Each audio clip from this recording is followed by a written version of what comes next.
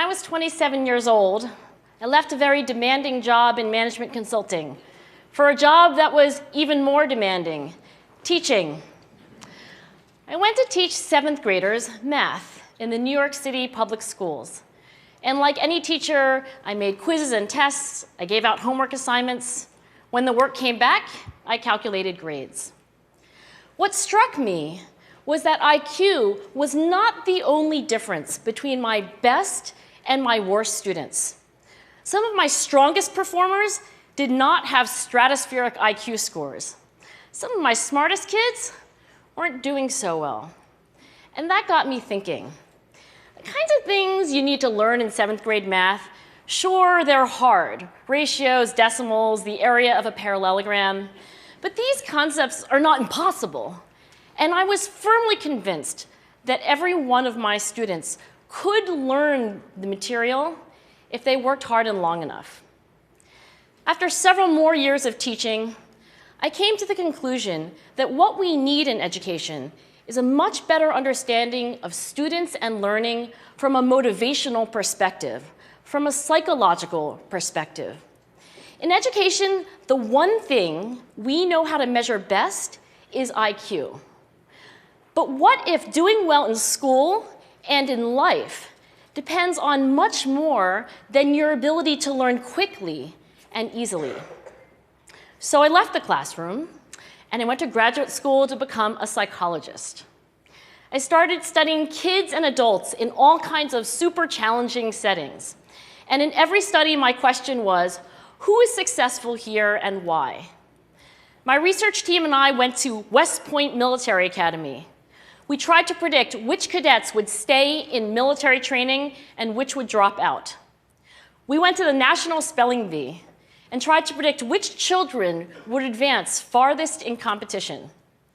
We studied rookie teachers working in really tough neighborhoods, asking which teachers are still going to be here in teaching by the end of the school year. And of those, who will be the most effective at improving learning outcomes for their students?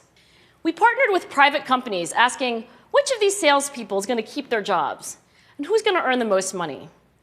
In all those very different contexts, one characteristic emerged as a significant predictor of success.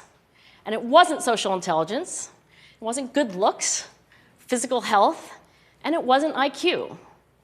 It was grit. Grit is passion and perseverance for very long-term goals. Grit is having stamina. Grit is sticking with your future, day in, day out, not just for the week, not just for the month, but for years, and working really hard to make that future a reality.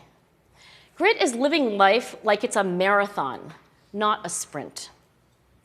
A few years ago, I started studying grit in the Chicago public schools.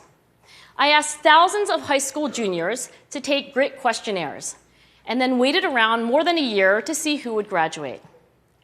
Turns out that grittier kids were significantly more likely to graduate, even when I matched them on every characteristic I could measure, things like family income, standardized achievement test scores, even how safe kids felt when they were at school.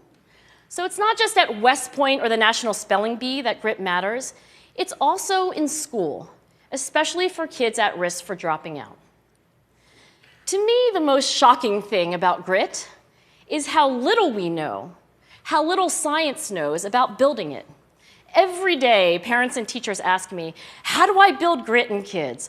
What do I do to teach kids a solid work ethic? How do I keep them motivated for the long run? The honest answer is, I don't know. What I do know is that talent doesn't make you gritty.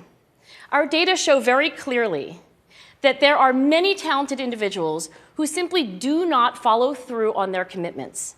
In fact, in our data, grit is usually unrelated or even inversely related to measures of talent. So far, the best idea I've heard about building grit in kids is something called growth mindset. This is an idea developed at Stanford University by Carol Dweck, and it is the belief that the ability to learn is not fixed, that it can change with your effort. Dr. Dweck has shown that when kids read and learn about the brain and how it changes and grows in response to challenge, they're much more likely to persevere when they fail because they don't believe that failure is a permanent condition. So growth mindset is a great idea for building grit, but we need more. And that's where I'm going to end my remarks, because that's where we are. That's the work that stands before us. We need to take our best ideas, our strongest intuitions, and we need to test them. We need to measure whether we've been successful, and we have to be willing to fail, to be wrong, to start over again with lessons learned. In other words, we need to be gritty about getting our kids grittier. Thank you.